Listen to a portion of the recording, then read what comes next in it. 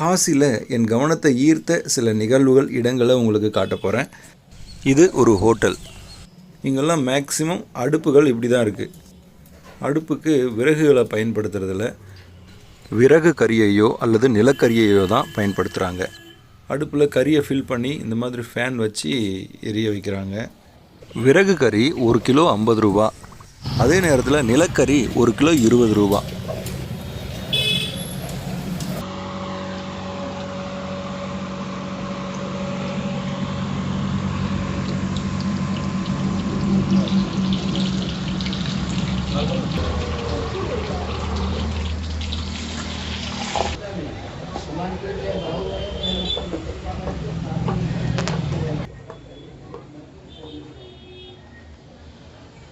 காசியில் tea, coffee, பால்லாம் இந்த மாதிரி மண்ணால் செய்யப்பட்ட கப்பில் தான் தராங்க.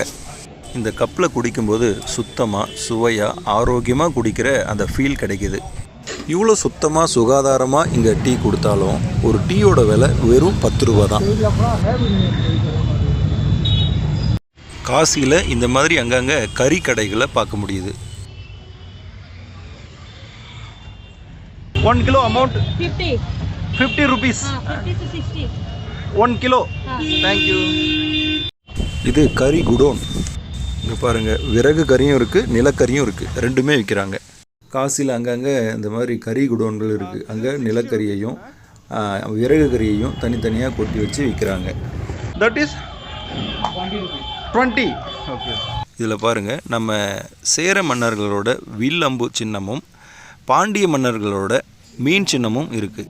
இங்கே இதெல்லாம் எதை மீன் பண்ணுது அப்படின்னா, மேலே இருக்கிற வில்லம்பு ராமரோட வில்லம்பை குறிக்குது. கீழே இருக்கிற மீன்கள் விஷ்ணு பகவானோட மீன் அவதாரம், மச்ச அவதாரத்தை குறிக்குது. வில்லம்புக்கு கீழே 2 ஆறுகள் ஒன்றா சேர்ற மாதிரி இருக்கு இல்லையா, அது கங்கையும் யமுனாவும் ஒன்றா சேர்ற அந்த திரிவேணி சங்கமத்தை குறிக்குது. பிரயாக்ராஜில் இருக்கிற திரிவேணி சங்கமம். உத்தரப்பிரதேச மாநிலத்தில் பயங்கர குளிர்காலத்தில் குளிர்லேருந்து விலங்குகளை காப்பாற்றுறதுக்கு இந்த மாதிரி போர்வைகளை போத்திக்கிட்டு இருக்காங்க. பசுக்களுக்கும் நாய்களுக்கும் இந்த மாதிரி போர்வை போத்திருக்காங்க. இங்கே பூஜை பொருட்கள், சாமி சிலைகள் விற்கிற கடை. இங்கே ஒரு வித்தியாசமான ஒரு பூஜை பொருளை பார்த்தேன். மாட்டு கொம்பால் செய்யப்பட்ட பூஜை பொருள் அது. இது எதுக்குன்னா, இதில் நீரையோ கங்கா தீர்த்தத்தையோ பாலையோ விட்டு சுவாமி சிலைகளுக்கு அபிஷேகம் பண்ணலாம். எப்படி அபிஷேகம் பண்ணுறாங்க பாருங்கள்.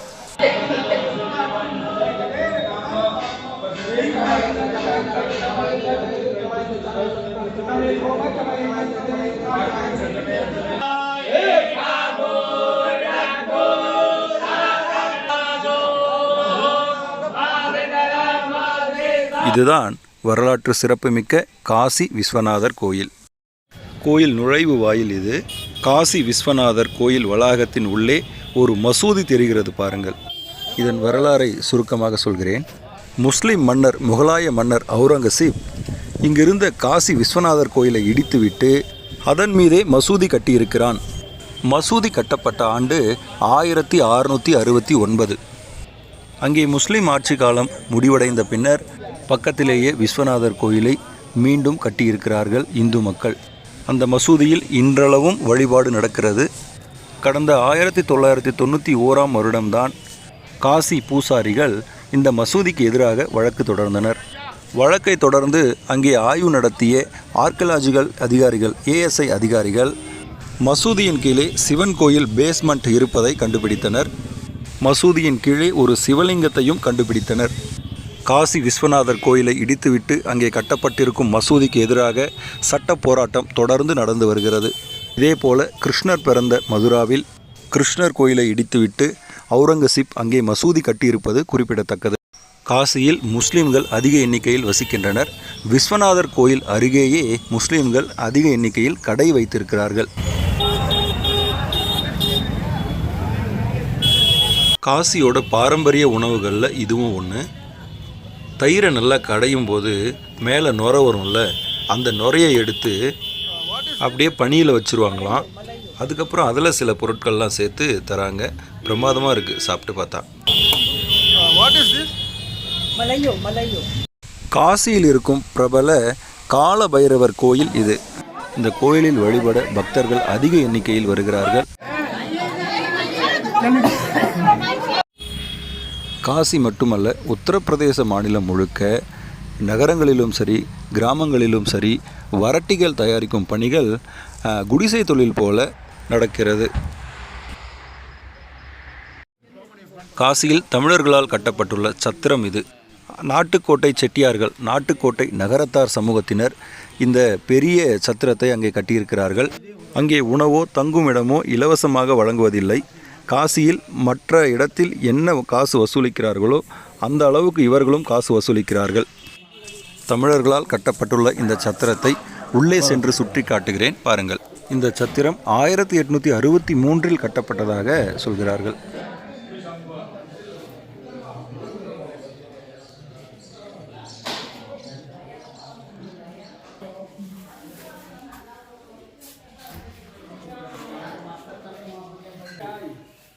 सही बोले, हमको समझ में आ गया।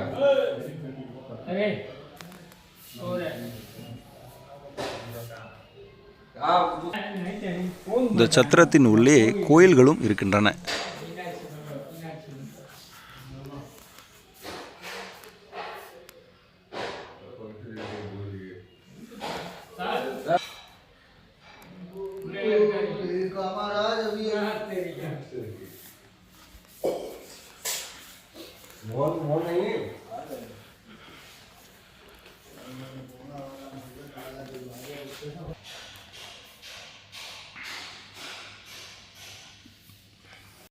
அடுத்ததாக காசியில் என் கவனத்தை ஈர்த்த இன்னும் சில காட்சிகளை காட்டுகிறேன், பாருங்கள்.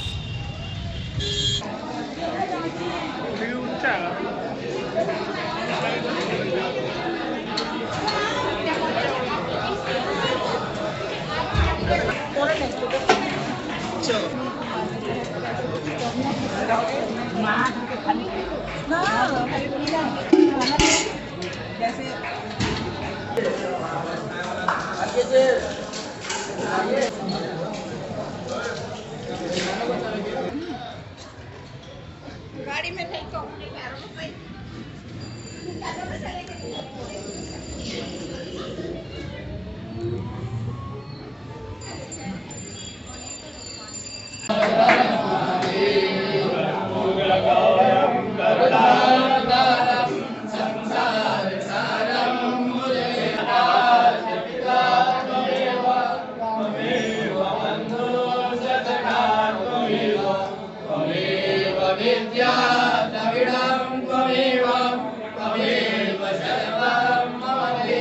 महाकाल, जय श्री राम।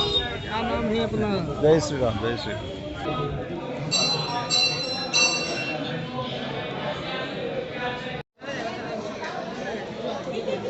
पानी आ रहा है, कौन सा नहीं है?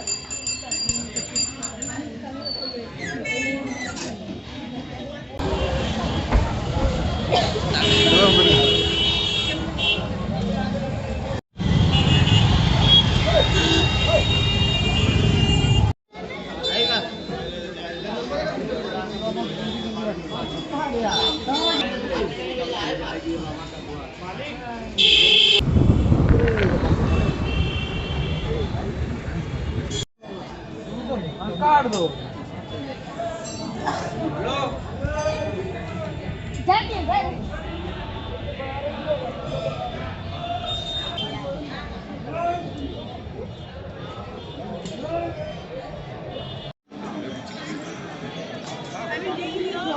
हाँ बदलो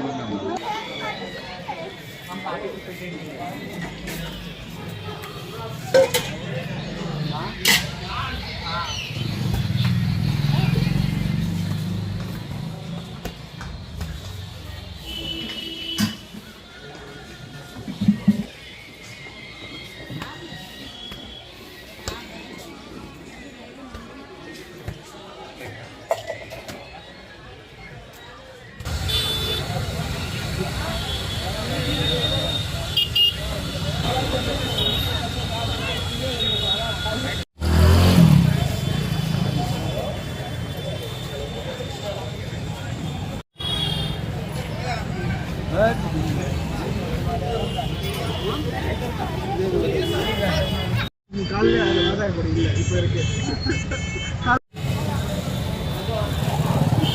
என்ன பாட்டு மறுபடியும் பாருங்க, என்ன ஓடி வருவேணும். ஆக்சுவலி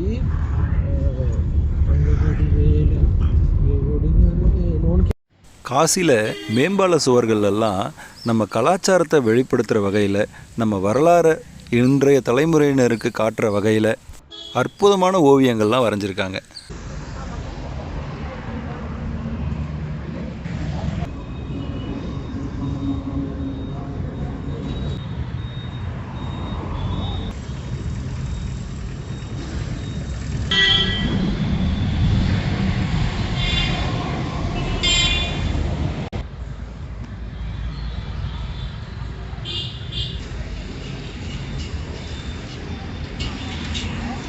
இது காசியில் இருக்கிற சார்நாத் பகுதி. புத்தர் ஞானம் அடைஞ்சதுக்கப்புறம் அவரோட முதல் போதனை இங்கே தான் நடந்ததான். தன்னோட சீடர்களுக்கும் பொதுமக்களுக்கும் தன்னோட கருத்துக்களை எல்லாம் முதல் முறையாக அவர் இந்த இடத்துல தான் பிரச்சாரம் பண்ண ஆரம்பித்தாராம். புத்தர் அவரோட முதல் 5 சீடர்களையும் இங்கே தான் சந்தித்தாராம். அசோக பேரரசர் இங்கே அழகான கோயில்களையும் மடங்களையும் கட்டியிருந்தார். அந்த கோயில்கள் மடங்கள் எல்லாமே பின்னாடி வந்த முஸ்லீம் ஆட்சியாளர்களால் இடித்து தரைமட்டமாக்கப்பட்டுருச்சு. அந்த இடத்துல மிச்சம் மீதி இருக்கிற பகுதிகள் பாதுகாக்கப்பட்டு வருது. உலகம் முழுக்க இருக்கிற புத்த மதத்தை சேர்ந்தவங்களுக்கு இந்த சார்நாத் ஒரு முக்கிய இடமா இருக்குது.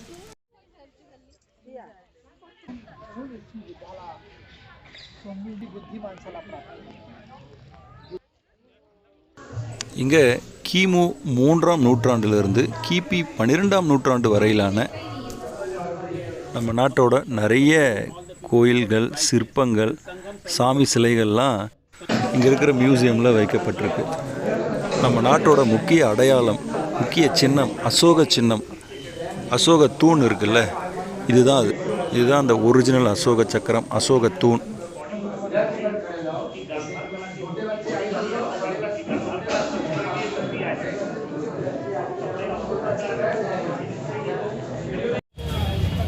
காசி அப்படியே இன்னும் கொஞ்சம் சுற்றி காட்டுறேன் பாருங்கள்.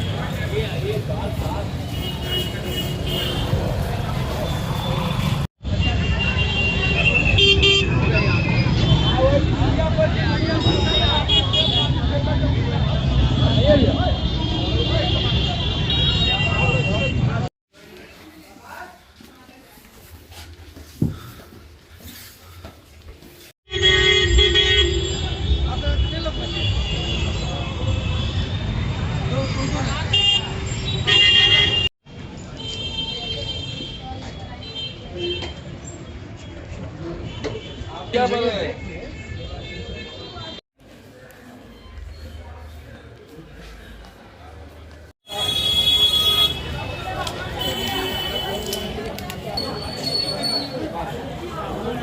कार्य